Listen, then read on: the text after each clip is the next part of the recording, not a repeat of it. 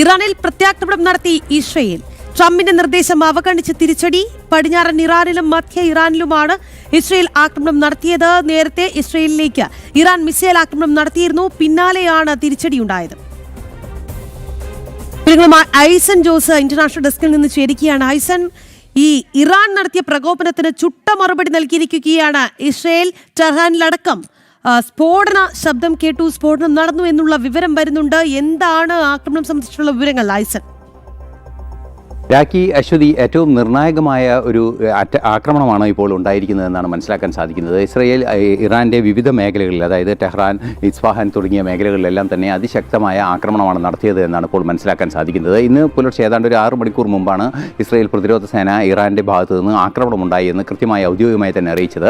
ഈ അറിയിപ്പിൻ്റെ പശ്ചാത്തലത്തിൽ കൃത്യമായ ഒരു ഇടപെടൽ അമേരിക്കയുടെ ഭാഗത്തു നിന്നുണ്ടാവുകയും അമേരിക്കൻ പ്രസിഡന്റ് ഡൊണാൾഡ് ട്രംപ് ഉൾപ്പെടെ ഇക്കാര്യത്തിൽ ചില ഇടപെടലുകൾ നടത്തുകയും ഇസ്രയേൽ പ്രധാനമന്ത്രി ബെഞ്ചമിൻ നെതന്യാഹുവുമായി ഫോണിൽ സംസാരിക്കുകയും ചെയ്തു. ഫോണിൽ സംസാരിച്ചപ്പോൾ ഇസ്രായേൽ പ്രധാനമന്ത്രിയോട് ട്രംപ് ആവശ്യപ്പെട്ടത് സമാധാന ചർച്ചകൾ ഇറാനുമായി മുന്നോട്ട് പോകുന്ന ഒരു സാഹചര്യത്തിൽ പ്രത്യാക്രമണം ഉടൻ നടത്തരുത് എന്നായിരുന്നു.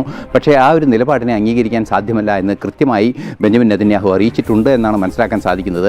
കാരണം അതിന് തൊട്ടടുത്ത്, അതായത് ഈ ചർച്ച നടന്നു എന്ന വാർത്തകൾ, ഫോണിലൂടെ ചർച്ചകൾ നടന്നു എന്ന വാർത്തകൾ വന്നതിന് തൊട്ട് പിന്നാലെയാണ് അതിശക്തമായ ആക്രമണം ഈ 4 ഇടങ്ങളിലുമായി ഇറാനിൽ നടത്തിയത് എന്നാണ് മനസ്സിലാക്കാൻ സാധിക്കുന്നത്. ഇത്രയും ശക്തമായ ഒരു ആക്രമണം നടന്നു എന്ന് IRGCയും സ്ഥിരീകരിക്കുകയും ചെയ്യുന്നുണ്ട്. സ്വാഭാവികമായും വൻതോതിൽ ഒരു ആക്രമണം തന്നെയാണ് ഇറാനിൽ ഇസ്രയേൽ നടത്തിയിരിക്കുന്നത് എന്നതൊരു വസ്തുത തന്നെയാണ്. ഈ വെടിനിർത്തൽ പ്രഖ്യാപിച്ചതിന് ശേഷം നടക്കുന്ന അതിശക്തമായൊരു നീക്കമാണിത്. പലതരത്തിലുള്ള ചെറിയ പ്രശ്നങ്ങളുണ്ടായിരുന്നു. ഇന്നലെ ഹിസ്ബുള്ളയ്ക്ക് നേരെ കൃത്യമായൊരു ആക്രമണം ഇസ്രയേലിൻ്റെ ഭാഗത്തു നിന്നുണ്ടായിരുന്നു. ബെയ്റൂട്ടിനും പരിസര പ്രദേശങ്ങളിലുമെല്ലാം തന്നെ അതിശക്തമായൊരു ആക്രമണം ഇസ്രയേൽ നടത്തുകയും ചെയ്തു. അത് ഹിസ്ബുള്ളയ്ക്കെതിരായാണ് ആക്രമണം നടത്തിയത്. ഈ ആക്രമണം കൃത്യമായും IRGCയെ പ്രകോപിപ്പിക്കുന്ന ഒരു സാഹചര്യം ഉണ്ടായി എന്ന് കൃത്യമായും മനസ്സിലാക്കാൻ സാധിക്കുന്നുണ്ട്. ഈ ഒരു സാഹചര്യത്തിലാണ് ഇസ്രയേലിനെതിരെ ആക്രമണം നടത്തിയത്. പക്ഷേ വിട്ടുവീഴ്ചയില്ലാത്ത നീക്കം ഇസ്രയേൽ നടത്തുമെന്നാണ് ഇപ്പോൾ മനസ്സിലാക്കാൻ സാധിക്കുന്നത്. നേരത്തെ നമുക്കറിയാവുന്നതാണ്, ഈ സമാധാന ധാരണ സംബന്ധിച്ച് ചർച്ചകൾ നടക്കുന്ന വേളയിൽ ഒരു എതിർപ്പ് അല്ലെങ്കിൽ ഒരു അനിഷ്ടം പ്രകടിപ്പിച്ചുകൊണ്ടാണ് വെടിനിർത്തൽ ധാരണയ്ക്ക് അംഗീകാരം നൽകിയത് ഇസ്രായേൽ എന്നതൊരു യാഥാർത്ഥ്യമാണ്. ഇസ്രായേൽ അന്ന് വ്യക്തമാക്കിയത്, ബെഞ്ചമിൻ നെതന്യാഹുവും അതുപോലെ തന്നെ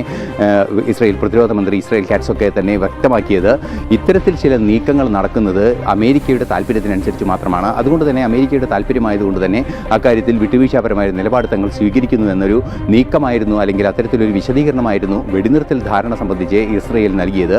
അതിന് പിന്നാലെ വളരെ കൃത്യമായൊരു വിശദീകരണവും നൽകി. ലെബനനിലെ ഈ സംവിധാനത്തിനെതിരെ അതിശക്തമായ ആക്രമണം ഉണ്ടാകും, അല്ലെങ്കിൽ ആ ആക്രമണം ലെബനനിലെ സംവിധാനങ്ങൾക്കെതിരായ നീക്കങ്ങൾക്ക് ഈ വെടിനിർത്തൽ ബാധകമാകില്ല എന്ന് അറിയിക്കുകയും ചെയ്തിരുന്നു. അതിന് പിന്നാലെ ലെബനനിൽ അതിശക്തമായൊരു ആക്രമണം നടക്കുകയും ചെയ്തു. പിന്നാലെ തന്നെ ഒരു വെടിനിർത്തൽ ധാരണ ഉണ്ടായെങ്കിലും വീണ്ടും ലെബനനിൽ ഇസ്രായേലിൻ്റെ ആക്രമണം ഉണ്ടായി. അത് സ്വാഭാവികമായും നമുക്ക് മനസ്സിലാക്കാൻ സാധിക്കുന്നത് ഹിസ്ബുള്ള ഇസ്രായേൽ സേനയ്ക്ക് നേരെ ചില നീക്കങ്ങൾ നടത്തുന്നു എന്ന തിരിച്ചറിവിൻ്റെ കൂടി അടിസ്ഥാനത്തിലാണ്.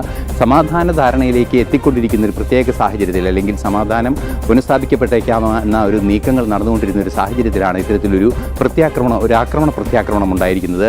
ഇറാൻ തുടങ്ങിവെച്ച ഈ ആക്രമണത്തിന് ഇസ്രയേൽ കനത്ത തിരിച്ചടി നൽകിയെന്ന് തന്നെയാണ് ഇപ്പോൾ മനസ്സിലാക്കാനും സാധിക്കുന്നത്. രാഖി.